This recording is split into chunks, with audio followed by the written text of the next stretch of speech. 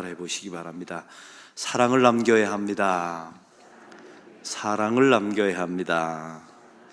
우리 옆 사람과 인사하겠습니다. 잘 오셨습니다. 사랑합니다. 축복합니다. 우리 교회 건축 과정은 막바지를 향해서 내닫고 있습니다. 이제 5월 넷째 주가 되면 이제 완전히 날짜를 결정했습니다. 넷째 주가 되면 새로운 두드림 센터로 옮겨서 우리가 예배를 드리게 됩니다. 그리고 이곳은 비우고 이제 리모델링을 이 안 내부를 해서 7월 셋째 주까지 다 마무리 짓고 7월 셋째 주날 바로 여기서 입당 예배와 또 임직식을 하게 됩니다. 우리 사랑하는 성도 여러분, 우리 교회가 이 건축을 준비하고 시작한 지가 2년이 지났습니다. 땅을 판 지는 딱 1년이 지났죠. 또 아름답게 잘 문제없이 사고 없이 여기까지 오게 된 것 하나님의 은총인 줄로 믿습니다. 또 여러분의 기도 덕분인 줄로 믿습니다. 또 우리가 기도할 때 하나님께서 지으신 줄로 믿습니다. 저는 우리 교회 건축을 시작하면서 두 가지 기도 제목이 있었습니다. 첫 번째는 교회를 크고 아름답고 잘 지어지는 것보다 하나님이 교회를 지어져가는 과정을 속에서 교회를 사랑할 수 있게 해달라고 우리 교인들을 위해서 또 저 자신을 위해서 기도했습니다. 하나님이 너무 좋아하실 것 같더라고요. 건물만 잘 짓는 게 아니라 이 일을 통해서 헌금을 하고 기도를 하고 또 이렇게 참여하고 애씀을 통해서 우리 안락교회를 또한 주님의 몸된 교회를 또한 예수님, 교회의 머리 되신 예수님을 사랑할 수 있게 된다면 우리 예수님이 얼마나 좋아하시겠습니까? 잘 지었다 이렇게 말씀하지 않겠습니까? 두 번째 기도 제목이 있었습니다. 그것은 바로 교회를 지어져 가는 과정이 복잡합니다. 여러분, 저도 소망교회에서 교육관을 그때 한 40억짜리를 제가 교육총괄 목사로서 지어보고 여기서 두 번째 건축을 하는데 이 교회라고 하는 모임은 아주 독특합니다. 이게 한 사람의 헌금으로 지어진 게 아니에요. 여러 사람의 헌금입니다. 그리고 목사 한 사람이 지어라, 이건 어느 업체와 해라 이렇게 해서 될 문제가 아니에요. 수많은 사람들의 의견을 조율해서 그 집, 교회 건물을 짓는 것 자체가 아주 복잡합니다. 사장이 짓는 거는 그냥 쉬워요. 어느 업체 지정하고 지어라 라고 말하고 끝나면 되는데 이 교회는 그런 과정이 어렵더라고요. 그런데 하나님께서 제 마음속에 이런 마음을 주셨어요. 이런 복잡한 과정, 서로 조율하고 함께하고 설득하고 화가 나도 참고 기다릴 줄 알고 이런 과정을 통해서 좋은 사람들이 키워졌으면 좋겠다. 제가 말씀드렸죠. 올해가 되면 우리 교회에 끌어왔던 세 분의 장로님들이 또 은퇴하세요. 그럼 그 다음 후배들이 이어가야 되잖아요. 교회를 함께.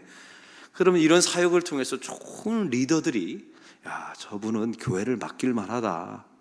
아, 저분이 일하면 신뢰할 만하다.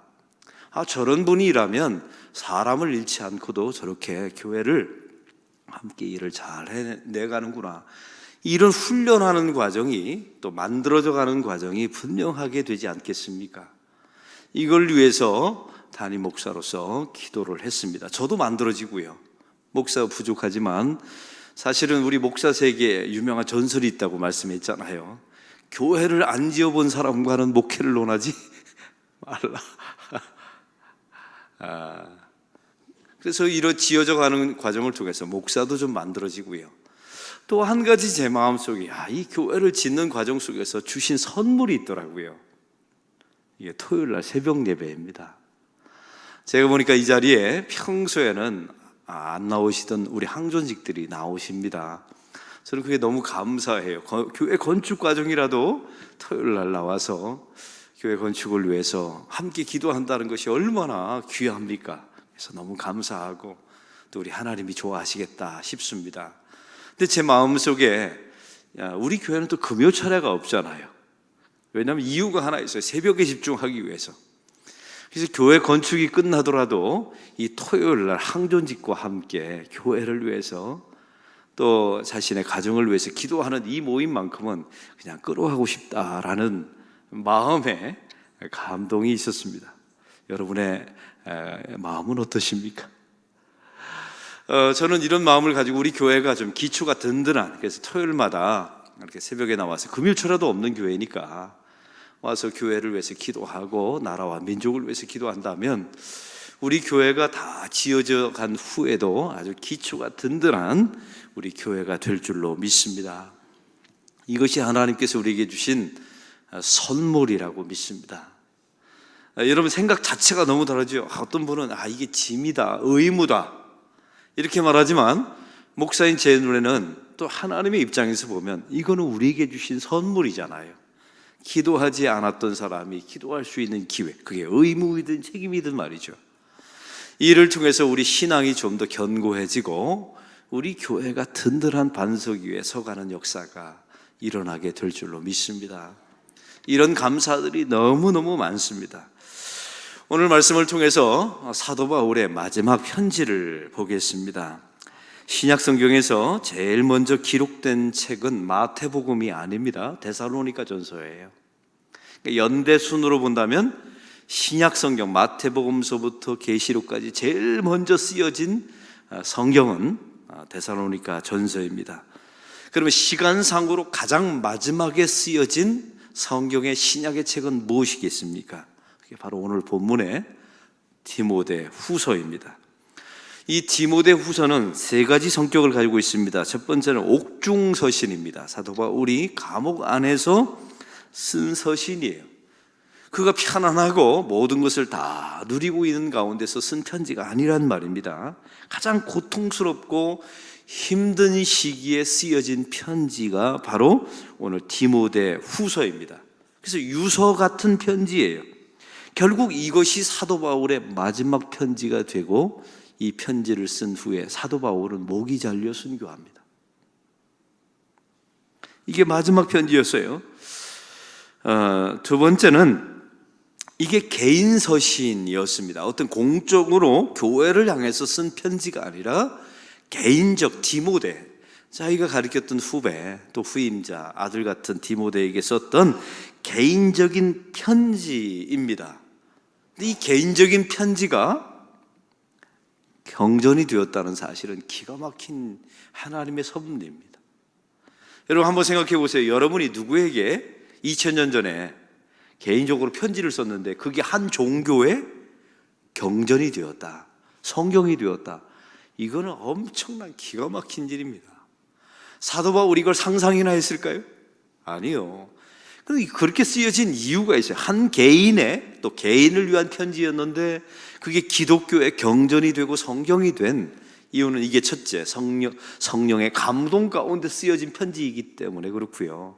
또 한 가지, 오늘 말씀에 이 디모데를 향한 편지를 보면 완벽한 교리적인 내용이 담겨져 있고 기독교의 토대를 만드는 완벽한 교리가 담겨져 있고요. 또한 마지막 중요한 주제가 있어요. 이 편지의 마지막 주제는 복음과 사랑이었습니다. 이런 이유 때문에 개인적인 서신이지만 성경이 되죠. 또한 이것은 목회 서신입니다. 디모데가 에베소 교회 담임 목사로 부임하면서 사도 바울이 이런 사람이 되라, 목회를 할 때는 이런 목회자가 되어라, 이런 부분을 코칭하는 내용이 담겨져 있습니다. 사랑하는 성도 여러분, 사도 바울은 이 편지가 자기 자신의 마지막 편지가 될 거라는 것을 직감했던 것 같습니다. 이 편지를 읽어보면 이제 집에 가서 한번 읽어보세요. 이게 사도 바울의 유서니까요, 마지막 편지니까요. 그래서 사람에게는 사실은 사도 바울만 그런 게 아닙니다. 사람에게는 마지막 남기는 말이 있고 편지가 있고 삶이 있어요. 이제 여러분에게 묻습니다. 여러분에게 종이 한 장을 주고 이게 당신의 마지막 편지입니다. 사실은 사용수들에게는 그런 기회를 준다네요. 마지막에 쓰고 싶은, 말하고 싶은 게 있으면 다 쓸 수 있는 기회를 준답니다. 근데 사실은 저와 여러분도 사용수 아닙니까? 죽음의 날은 언제인지는 모르지만 죽음의 날을 기다리고 있는 영적인 사용수들이에요. 만약 여러분에게 편지 한 장을 놓고 글을 남기라면 여러분은 첫째, 누구한테 어떤 글을 남기실 겁니까? 성경은 우리에게 이걸 묻고 있는 거예요. 현대 2000년 이후를 사는 저와 여러분에게 이걸 묻고 있는 겁니다. 근데 참 놀라운 사실은요, 자기의 죽음이 임박했다는 사실을 깨달으면 생각이 달라져요. 삶이 달라지고 말이 달라집니다. 그래서 저는 하나님께서 우리에게 죽음의 날을 가르쳐주지 않는 이유가 여기 있구나라는 걸 깨닫게 돼요. 만약 죽음의 날을 너는 앞으로 30년 후에 며칠 날 죽는다라고 가르쳐줬다고 합시다. 그러면 막 살다가 마지막 순간에 우아한 말 한마디 하고 죽을 것 같아요. 그런데 너는 죽을 날을 몰라요. 언제 오늘이 마지막이 될 수도 있다. 이게 항상 성경에 도적같이 임한다는 메시지 아닙니까? 죽음이 예수님의 재림의 날이. 그래서 우리가 매일매일 하나님 앞에 죽음을 놓고 생각하면 그 죽음이 우리를 경건한 백성으로 만들어줍니다. 할렐루야. 제가 부산에 부임해서 우리 안락교회 제가 했던 목회 방식 중에 하나가 있습니다. 입관 예식이 되면 관뚜껑을 열어놓고 얼굴을 다 공개해놓고 보게 하고 만지게 합니다. 처음에 부임에 와서 이걸 했더니 권사님 한 분이 저한테 저항을 했어요. 목사님, 왜 교회에서 부정타는 일을 시킵니까? 그러더라고요. 시체를 만지겠다는 거죠. 내 부모도 아닌데 교인들더러. 그래서 모르는 소리 하지 말라고. 여러분, 우리가 옛날에 장례를 치를 때는 다 이 벽장 뒤에다가 시신을 놓고 병풍을 치고 장례를 지냈어요. 냄새가 막 폴폴 납니다. 썩은 냄새. 세상에 이렇게 지독한 냄새가 없어요. 그러면서 인생을 배웠거든요. 진지하게 살아가는 법을 배웠어요. 근데 지금의 장례를 보세요. 다 냉동창고에 집어넣습니다. 이상하죠? 내 어머니인데도 냉동창고에 들어가 있어요. 그리고 영정사진만 놓고 이게 쇼하는 겁니다. 쇼. 그러니 종말신앙을 가리킬 방법이 없어요. 여러분, 종말신앙은 성령이 강력하게 역사하는 경우에 종말신앙을 갖게 되고요. 두 번째는 죽음을 직접 봐야, 이게 종말신앙이 생기는 겁니다. 그래서 우리 교인들더러 부모님이 돌아가시면 다 만지게 해요. 착 만지면 냉동창고에서 나왔기 때문에 이 손이 촥 달라붙습니다. 그 안 좋은 촉감, 그걸 만지면서 이제 생각하는 거예요. 사람은 이렇게 죽는다는 사실. 그리고 두 번째는 이건 이제 내 어머니가 아니구라는 걸 깨닫게 돼요. 그래서 분리시키는 겁니다. 그 어머니는 이미 천국 가 계시고 이건 그냥 육체가 흙만 남아있는 거예요. 타버릴 재만 남아있는 겁니다. 사랑하는 성도 여러분, 이런 순간이 찾아오게 되면 사람의 말과 생각이 달라진다는 사실이죠. 그러면 이 사도 바울은 마지막 순간에 무엇을 이 편지에 남겼을까요? 세 가지를 남겼습니다. 첫 번째는 선명한 복음을 남겼어요. 예수 그리스도라는 단어를 계속 반복하면서 쓰면서 내 인생에 예수 그리스도가 누구신지, 어떤 의미가 있는지 이걸 계속해서 반복합니다. 여러분, 그래서 죽음의 때가 다가오게 되면 복음이 선명해져야 돼요. 오래 살아야지, 내가 부자로 살아야지, 내가 얻고 싶은 게 여러분, 이게 복음이 흐미해지는 거잖아요.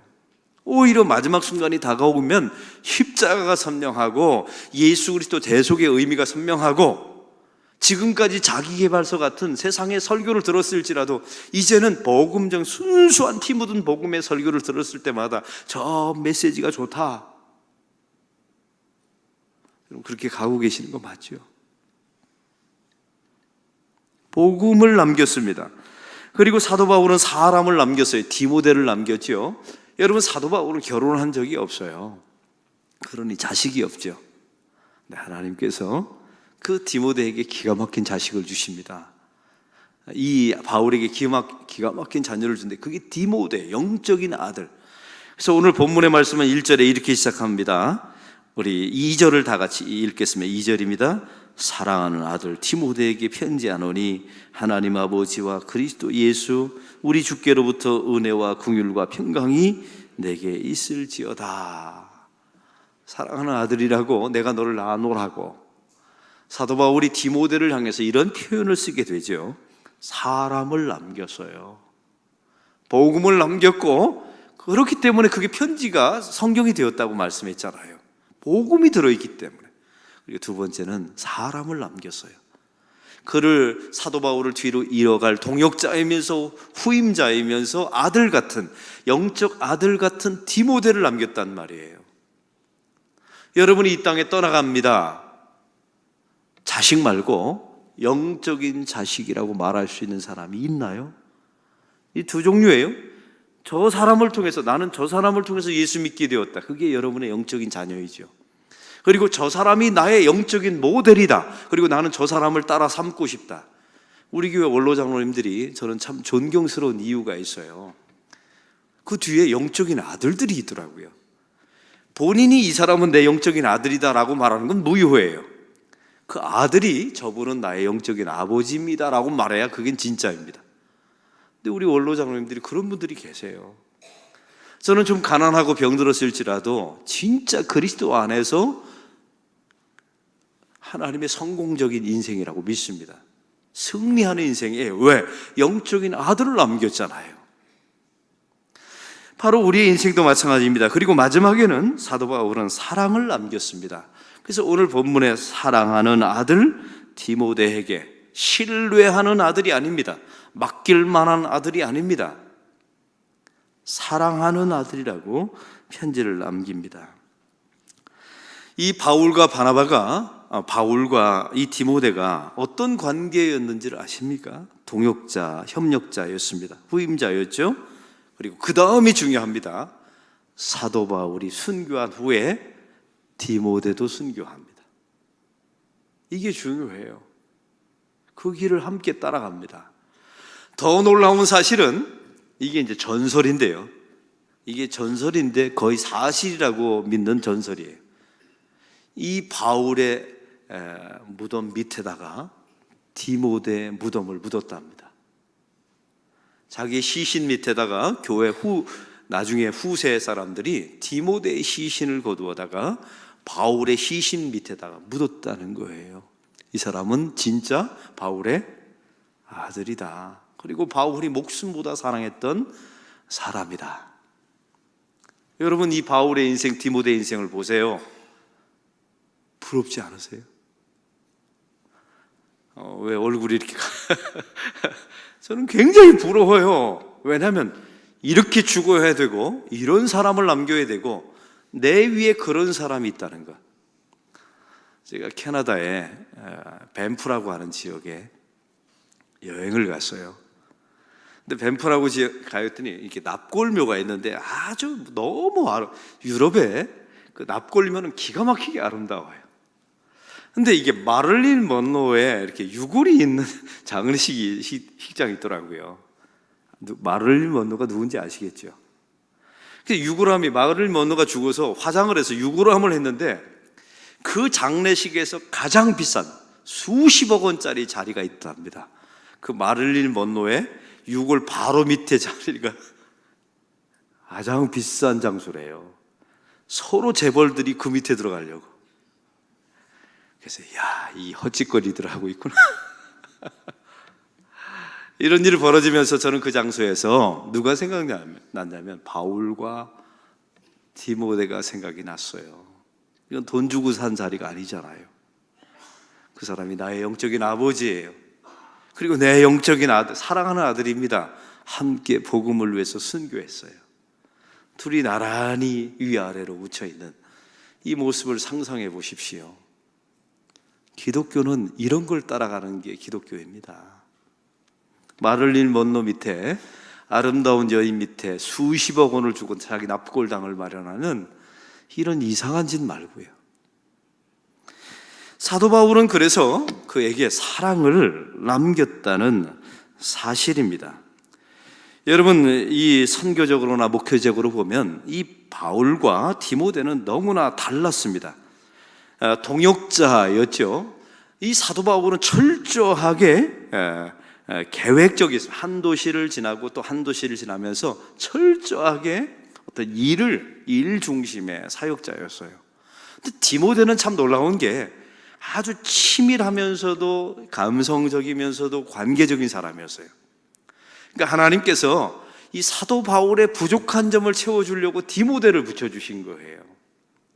여기서 중요한 영적인 원리가 있습니다. 여러분이 교회 안에서 사역을 잘 하시려면 나와 너무나 이질적인 사람을 가장 가까이 두고 나의 부족함을 채워야 돼요. 나와 동일한 사람을 채우면 안 됩니다. 저는 특징이 한 가지 있어요. 일을 막 추진하고 버리고 수습을 잘 못하는 경우가 있어요. 덜렁대는 경우가 있어요. 근데 제 뒤에 우리 행정목사님과 부목사님들이 아주 꼼꼼한 분들이 계세요. 그분들이 그걸 또 철저하게 채워줍니다. 이런 동역의 관계를 통해서 우리 안락교회 목회가 되는 거예요. 가정도 마찬가지입니다. 저와 제 아내는 기질상으로 정반대예요. 완전히 MBTI 검사를 하면 저는 혼자 있을 때 에너지가 생기는 사람이고요, 제 아내는 사람과 어울릴 때 에너지가 생기는 사람이에요. 그러니까 둘이 살면 되게 불편해요. 이 불편하다는 것은 사랑하지 않는다는 의미는 아닙니다. 되게 불편해요. 그런데 중요한 것은 저의 부족한 점을 제 아내가 다 채워줘요. 참 기가 막힌 조합이죠. 그런 사람끼리 하나님께서 끌리게 만드셔서 결혼하게 하신 거예요. 교회도 마찬가지입니다. 정말 나와 동일한 사람, 나와 유사한 사람들끼리 모이면 그 공동체는 발전이 없어요. 그래서 서로 기질이 달라요. 생각과 방법론이 달라요. 한 사람은 저지르면 한 사람은 수습해요. 한 사람은 계획적이면 한 사람은 무모하게 도전하는 사람이에요. 한 사람은 관계적이면 한 사람은 사역적이에요. 이런 사람들이 조합되어서 하나님의 일을 하는 겁니다. 그게 아버지와 아들과의 관계였던 거예요. 영적인 아버지와 아들. 여러분, 호르몬적으로 육체적인 아버지와 아들은 유사합니다. 그러나 영적인 아버지와 아들은 기질이 달라요. 그래서 함께 연합해서 부족한 점을 채워가며 하나님의 일을 감당하게 되는 것이죠. 오늘 말씀을 맺습니다. 사도 바울은 자기의 전 존재와 소명과 전책성을 다해서 이 디모데를 사랑했다 합니다. 그리고 디모데를 남겼고 디모데는 함께 순교했고 사도 바울의 무덤 밑에 묻혔다 합니다. 여러분, 이런 인생을 보면서 여러분 어떤 생각을 하십니까? 이제 묻습니다. 다시 묻습니다. 여러분은 마지막에 여러분 앞에 편지 종이가 놓여 있다면 누구에게 무슨 말을 쓰시렵니까? 자식에게 쓰는 거 말고요. 그런 동물도 한다니까요. 믿지 않는 세상 사람도 해요. 내 자식 이외에, 가족 이외의 사람에게 누구에게 쓰며 무슨 내용을 남기실 겁니까? 그 내용이 없다면 우리는 심각하게 생각해 보셔야 합니다. 또한 여러분을 모델로 삼고 여러분이 남기는 영적인 아들이 있습니까? 여러분, 교회가 건강해지는 것은 이런 거예요. 내가 목사가 되면서 20년, 30년 오래 했다. 사실 하나님 앞에서 그게 자랑거리가 되는 겁니까? 한번 생각해 보세요. 교회에서야 원로 목사로 추대되고 그런 일이 있지만 정말 하나님 앞에서 그게 의미가 있냐는 거예요. 1000년이 하루 같다는데 하나님 앞에서는. 여러분, 나이가 점점 들어가고 내가 목사가 한지 장로, 권사가 된 지 10년, 20년이 되었다면 교회에 대한 사랑이 깊어져야 되는 것 아닙니까? 그리고 여러분이 예수를 믿으면 믿을수록 이 사람은 내 아들이다. 나 때문에 예수 믿었다. 저 사람은 나를 모델로 삼았다. 너는 내 아들이고 이분은 내 아버지입니다. 이런 관계가 되어야 교회가 좋은 교회가 되는 것 아닙니까?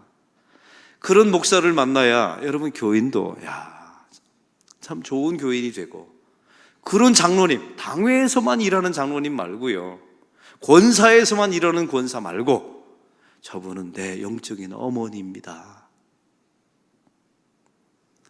이런 말 꼭 들었으면 좋겠습니다. 꼭 들었으면 좋겠습니다.